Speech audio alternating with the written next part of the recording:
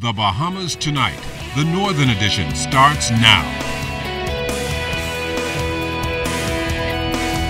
Bahamas Tonight, the Northern Edition, and good evening all. I'm Shashina Roll. As always, it is so great to have you with us.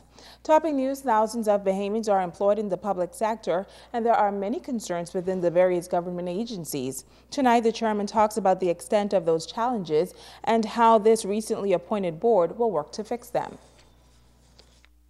Over 20,000 persons in the public service, and Reverend James Moultrie says there are many concerns that center, particularly around upward mobility.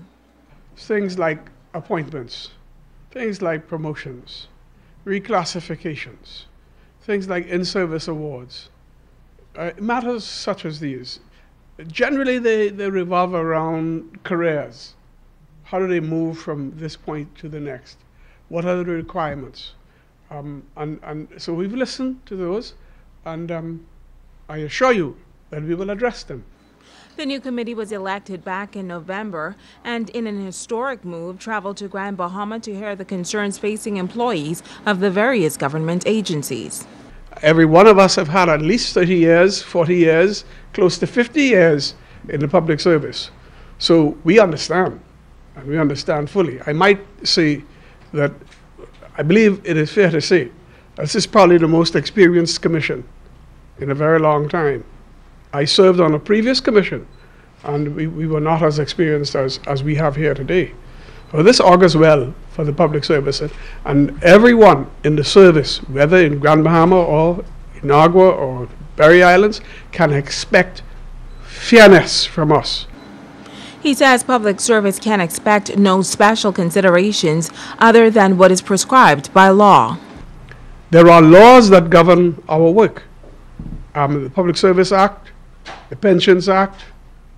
We have regulations promulgated by Parliament, and so this is, as I said, quasi-judicial, quasi-legal. So everything we do have to be properly done and correctly done, because we are subject to appeal.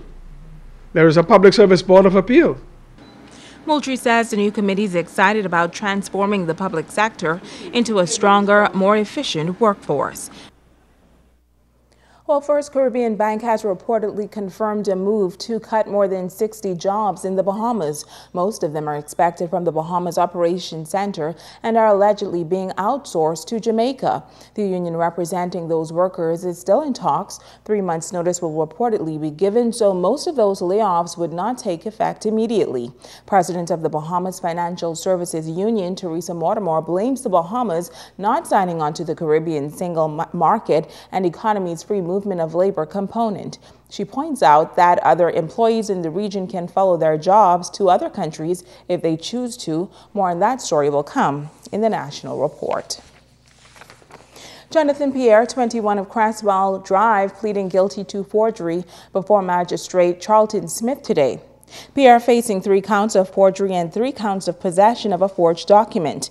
He was convicted and fined $500 on each count. Failure to pay will result in a 6-month prison sentence at Her Majesty's Prison. Pierre is also to be of good behavior, and failure to do so, he will serve an additional 6 months in prison. Pierre was arrested on Saturday on Columbus Drive. Police tell us that officers of the Mobile Division acting on information went to that area and took Pierre into custody after discovering 5 Bahamas Road Traffic Inspection stickers, a Bahamas Road Traffic Validation sticker, and 22 Bahamas Road Traffic decals in the vehicle that he was driving. Minister of Social Services and Community Development, the Honorable Melanie Griffin, entertaining questions and concerns from the residents about pending new legislation to benefit the disabled community and other matters affecting the disabled in the country. Some residents noting concerns about the application and benefit granting system. Minister Griffin says a new social safety net reform project will help to take about the subjectivity of the human element. This new program will put in place something that is called a proxy means test. It's separate and apart from what is done now. And once you go into social services, you fill out that application, they are able to, will be able to put the information into the system immediately, and the system will determine, based on the information provided on the application, whether or not you qualify. And almost immediately you can be told whether or not you qualify. Now, Minister Griffin also stating that the Commission will soon embark on a public education campaign to raise the level of awareness in the country. She says it is everyone's duty to look after the rights of the disabled. We will need to have a whole lot of public education and a whole lot of training. That is why what we're saying now is that the entire Bahamas must know persons with disabilities have rights, and they must be included in every aspect of our society. And so, get used to it. We're here to stay. We are citizens of this country, and you must treat us in the right way. And that's going to take us to our first break. Stay with us. The Bahamas Tonight, the Northern Edition, continues right after this. Bringing news that matters to you. You're watching the Bahamas Tonight, Northern Edition. Welcome back. The Beacon School has declared it Cheryl Wood Day to express gratitude to a woman who has touched the lives of many special needs children and their families throughout Grand Bahama. As our Charisma Robinson reports, there were students and fellow educators who celebrated Wood for 15 years of trailblazing initiatives at that school. Veteran educator Cheryl Wood got the royal treatment Tuesday.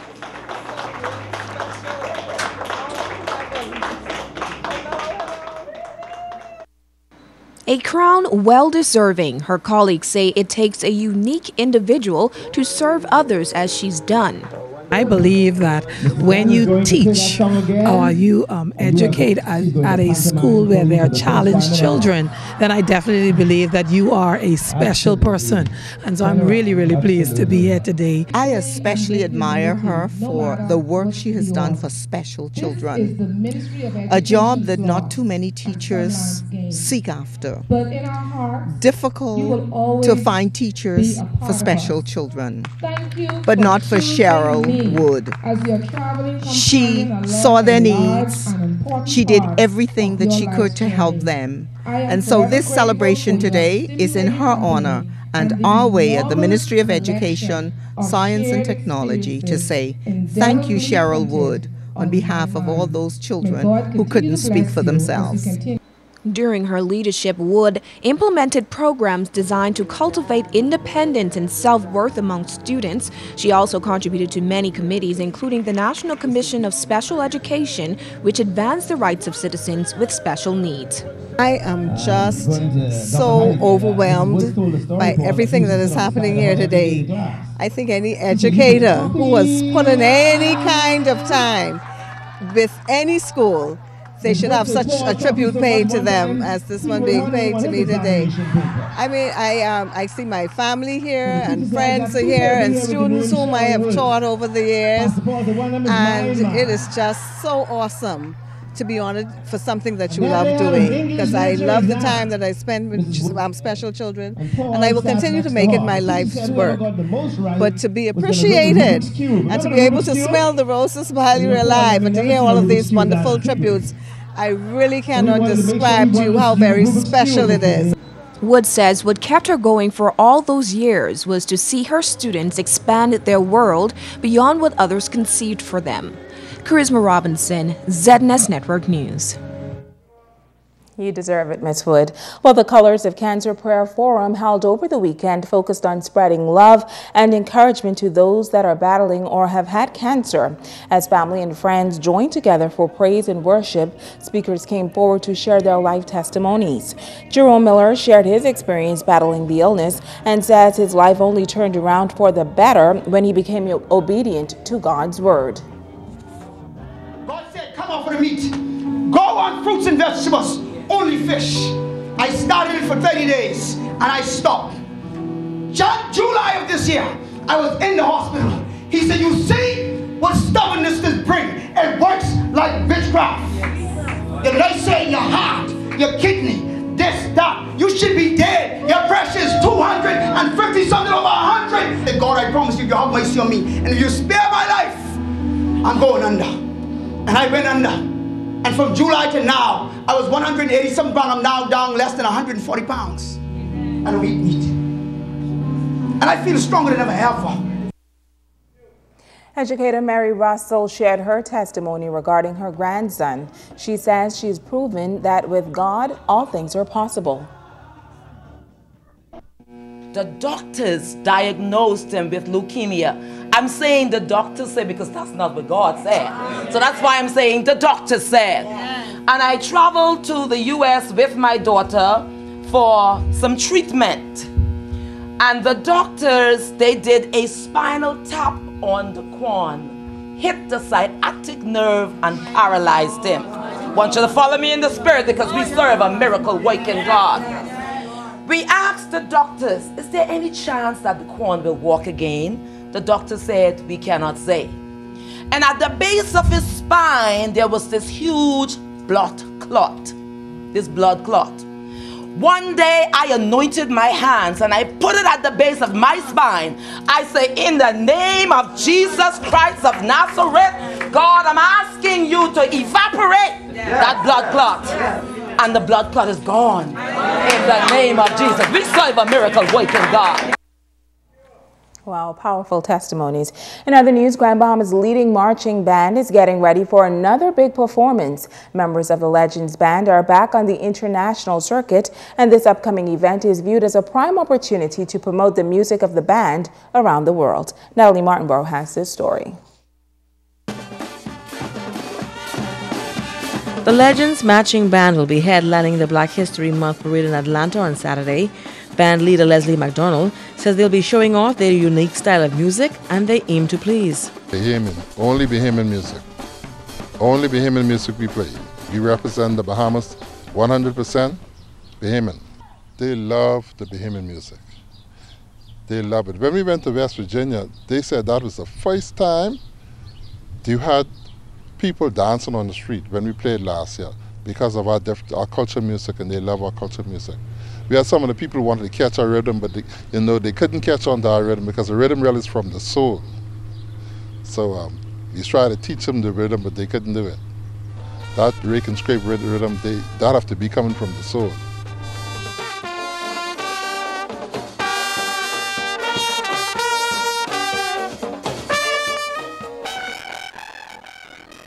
This will be the group's first trip to the Black History Month Parade, but McDonald says organizers are already getting a taste of the band's show-stopping performance. If you go on the website for Black History Month, they have the Legend Marching Band CD on the website. So when you pull up the website, you will hear Legend Marching Band song playing. They're trying to promote the band by putting a song on the website. So it's played all over the world. Anyone who pull up the website will hear our song, Celebrate Jesus. How does it make you feel as a band? Oh, it makes us feel proud. You know, that people from all over the world just listening to our song.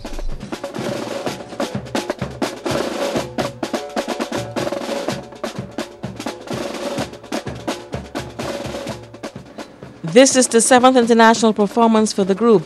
McDonald says he wants the students to understand that music builds discipline and opens the door to a world of opportunities.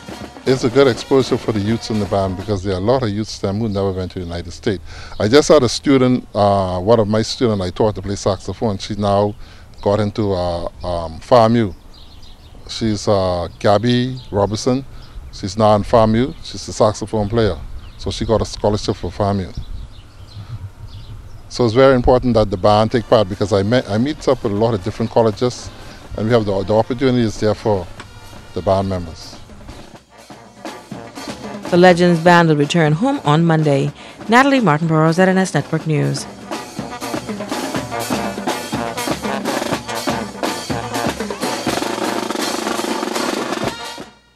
Junkanoo music will take over downtown Marsh Harbor this weekend as the Abaco Junkanoo Committee hosts its junior and senior parades. The junior event is slated for Friday evening, and several groups are gearing up for the cultural show. The students of Forest Heights Academy will be on the front line. They are currently fine-tuning costumes and are getting ready for the big day. Forest Heights will be looking to Mother Nature to help deliver the win. They will be depicting the 4 seasons. Junkanoo coordinator Laurie Higgs Thompson says they are confident of a win, and support from the community is helping to build confidence among the group members. The response has been so overwhelmingly supportive because I think, for one, Marsh Harbor doesn't have its very own Junkanoo group. You have Spring City, you have Murphytown, so it doesn't have a Marsh Harbor-based group. And so the community of Marsh Harbor embraced our school as their Junkanoo group, so we have a lot of support. Yes, I'm proud of the children. We don't have a music program here, so the children, basically the older ones, teach the younger ones, and we work with what we have. So we fundraise to get our instruments, and they're teaching. The 12th grade students are teaching the younger students, so I'm really, really proud of the effort that they're putting in. Students say Forest Heights has a winning tradition, and this time around will be no different. We're really excited about the parade. Hopefully it'll be our 3rd year winning. This year it just takes a really long time to prepare, and we have to take all of our time to prepare. It just takes a really long time. We just have to spend any minute we have to make the costumes. I'm a winter fairy, and my wings move. They're going to be attached to my arms, so when I move my arms, they'll move up and down. We're the newest members of the Junkanoo committee, so we're the flagettes, and we have these big sun rays, and we have these pretty long flags with drapes on them, and look good, right? Yeah. There you go. They have suns on them. In other news, this past Saturday was celebrated as Share the Love Day for the Greater Grand Bahama community. The initiative was spearheaded by the Member of Parliament for Marco City, Greg Moss. This is the 2nd year for the community giveaway, and Moss says it's just an effort to spread the message of unselfish giving during Valentine's. Enjoy for what you can give. There are a lot of less fortunate people, and so it's an event that's chaired by my wife Christelle, and by the campaign. The whole constituency is involved in it, but it's not a political event. We've had donations from different churches, from different people. We don't care what party you belong to. We don't care, frankly, even if you live in the constituency. We're just here to do what we can to help relieve some burdens on people. And so it's really a children's oriented event, bouncing castles, face painting, popcorns, hot dogs, hamburgers, food, and it's also for the adults in terms of the collection of used clothing and different things that we got that we're giving out free. Moss says he is impressed with the level of support given the event. He says the Share the Love initiative will be extended in the coming weeks. We are moving into our gardening program also, in which we are going to be incubating plants, starting them up, getting them into people's backyards so that they can try to start to be self-sufficient in those things. We've had our pantry going on for over a year now. We're quiet about it, but people who have needs, they come into the constituency headquarters and we do what we can. We're also going to be moving into our book and uniform collection. Where those people who have children who have finished school, the textbooks that are not going to be used, the uniforms that are not going to be used, we'll be happy to take them, to repair them, to recycle them, to give them out again. Stay with us. Ricardo Liborn is up next with a check on sports.